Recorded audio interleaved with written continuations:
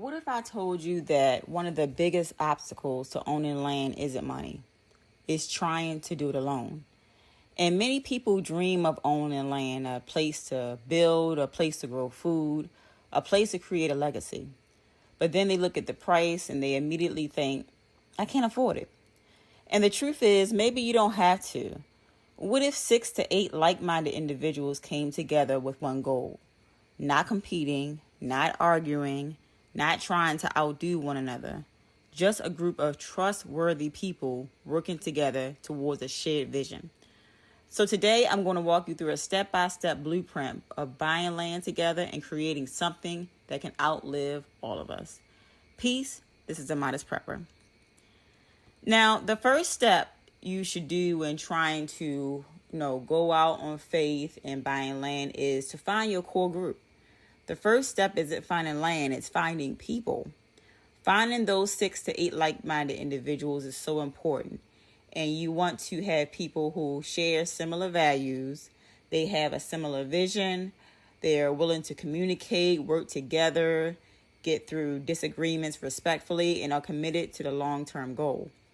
And this group can be, any group of people. It can be your family. It can be your friends.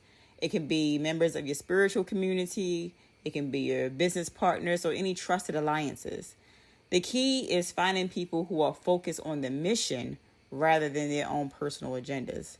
The stronger the people, the stronger the project will become. Now, step 2, you have to create the legal structure. Before anybody contributes money, you have to establish the legal framework. And many groups choose to create an LLC. Others may explore nonprofit structures depending on their goals. But you should always consult a qualified legal or tax professional to determine what structure best fits your situation. But once that's established, you can file your formation documents, obtain any required tax identification numbers, open a dedicated business bank account, and keeping all the finances separate and transparent. This immediately creates accountability and professionalism. Because even if you all may be close, friends, family, whatever, this is still a business arrangement. So you want to make sure you lead with such. Now, step 3, creating an operating agreement. Now, this may be the most important step of all. An operating agreement, this helps prevent any misunderstandings before they happen. And the topics you should discuss is ownership percentages, voting procedures, what member responsibilities are, the decision-making authority, if that's what you choose to have, or you can do majority votes. What are going to be your monthly contributions, your dispute resolution, exit strategies, transfers of ownership. What if someone passes away? How is that going to be handled? What happens if someone stops contributing, or procedures for adding and removing members?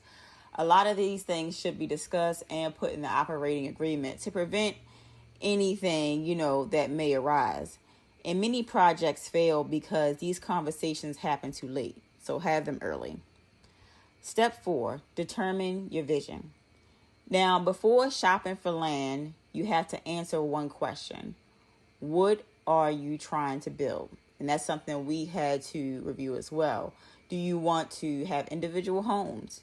Do you want to have tiny homes, mobile homes? Do you want an RV campground, a family retreat, community farm, recreational, you name it? The vision, it determines everything else. And one thing that's important about this step is you want to make sure that the county, the city that you're buying in, you can do these things. So if you want to have a campground, an RV campground, is that even allowed in the county you're trying to purchase? Is the building of tiny homes allowed? So you want to make sure these are things that you look into. The research on this is important. Step 5, you want to choose your location.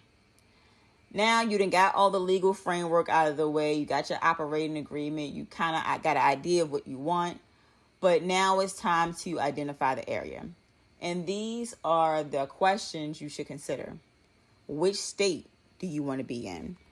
Do you want to be in something far away? Or you may say, hey, I only want to be in an area where the members of this LLC only have to drive maybe a couple of hours.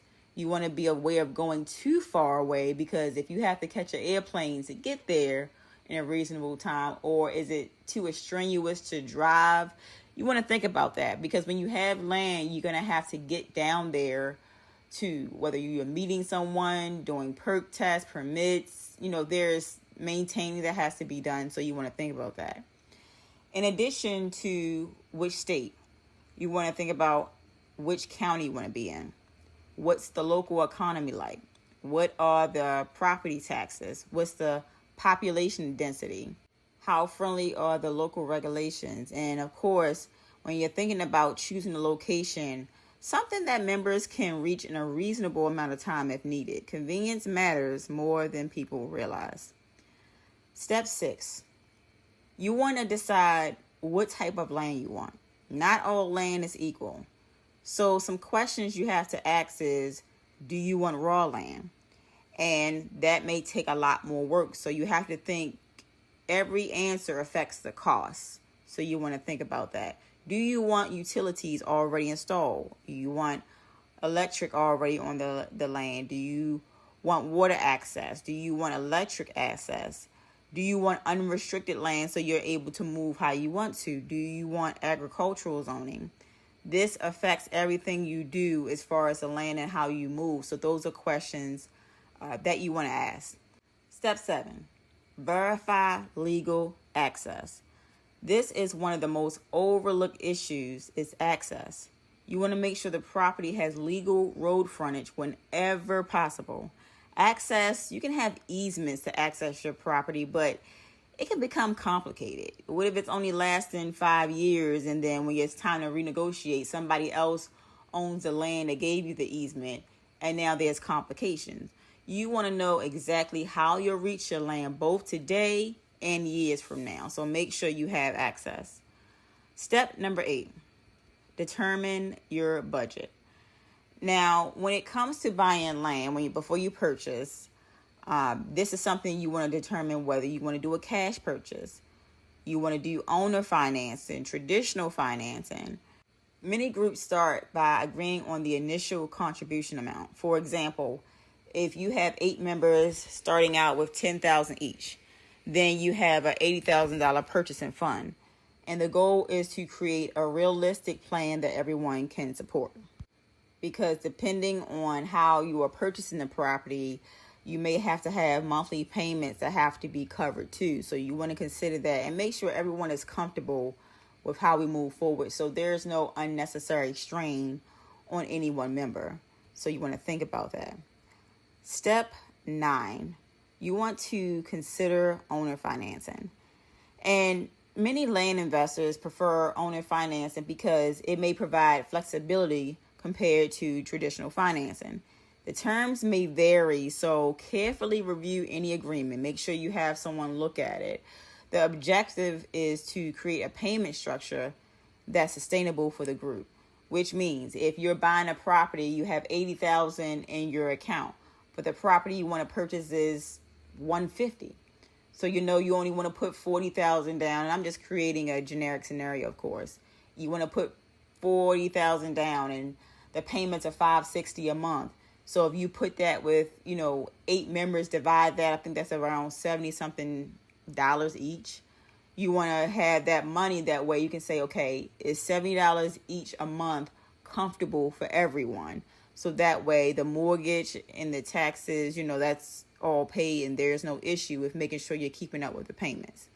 Because the worst thing is to do something where everyone is not comfortable with, and then this burden on another member, or and then you got to get the land taken. It's just too much. So make sure you have an agreement among all the members. Step 10, conduct due diligence. And what I mean by that, before purchasing a property, make sure you verify property boundaries, review the surveys, check zoning, confirm utilities, review the title history, inspect the land. Never skip this step. Please don't. Step 11, verify the perk test. Now, this is critical. If you plan to build and use septic systems, you want to verify that the property has passed a percolation test, to determine whether it can be successfully completed. And you want to request documentation. Buying land that cannot support your intended use can become an expensive lesson, because you don't want to buy the land and you're so excited and gung-ho, and you get the land and you find out you can't even put a septic on there. So then it just becomes agricultural land or recreational land. It becomes a burden, and you can't do what you want, so you may have to sell it. So you don't want that expensive lesson. Step 12, create monthly dues. Sometimes people assume that even if after you purchase the land, whether you purchase it outright or you make monthly payments, that part is done. You're excited, you have the land, great. But you still want to create monthly dues, because even after the purchase, the expenses will continue.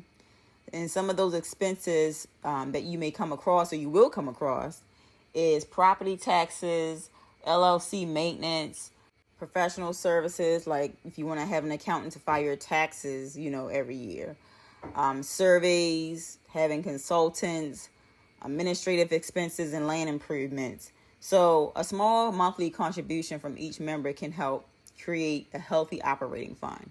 And just going back to the example that I gave about paying the mortgage and every member paying $70 a month, you may have the agreements and say, hey, the mortgage is $70 a month, and the dues you want to pay is $30 a month. So can each member contribute $100 a month?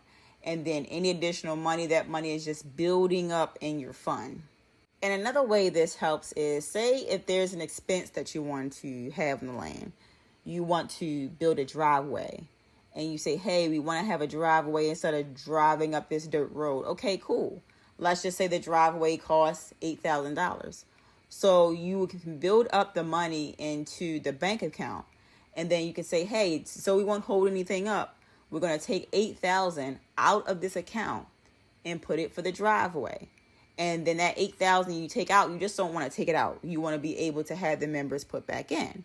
So you can say, hey, does everyone agree to do this driveway? It's $8,000. It's $1,000 a piece. So we're going to take this $8,000 out now.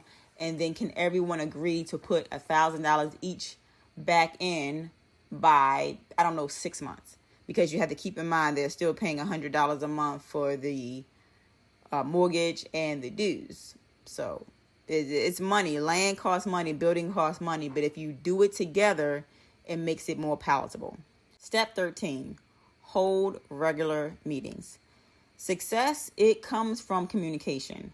Weekly or bi-weekly meetings can help track your progress, address any challenges that anyone may have, assign responsibilities, keep everyone in line, and keep the vision going. Everyone discussing what they want on the land. Consistency, it builds momentum. So you don't want to lose the momentum when trying to build on the land, because that's important. Step 14, develop a master plan. Once you own the property, you can create a visual plan.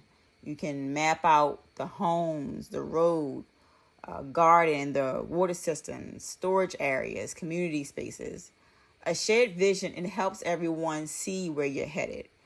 And let's just say you have a piece of land and you say, well, I don't really know where everything should go. Because I know sometimes I look at different videos and people just place things on the land and they kind of don't have any uniformity, which if that's what works for you, that's what works for you.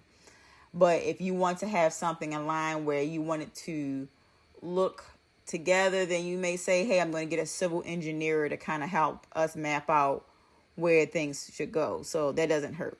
Step 15, start before you feel ready.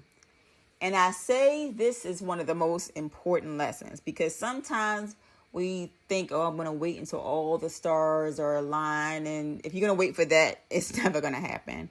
Many people, they study and study and study, and eventually they become so overwhelmed by information that they think they have to know everything before taking action. You do not. Every successful landowner started with questions. Every successful community learned through experience. Don't let overlooking become an intellectual handicap, because it can if you allow it to be. Your job is to learn, research, ask questions. You should. But eventually, you got to just take the first step. And sometimes failures lead to success. And this journey, it won't always be easy. There are going to be frustrations, there are going to be setbacks, there'll be disagreements, but there'll also be growth. And one of the most beautiful things about building land with others is that over time, those people often become like family. You solve problems together, you learn together, you build together, and eventually you create something bigger than any one person could have built alone. So if you've been thinking about land, maybe this is your sign to just start exploring the idea.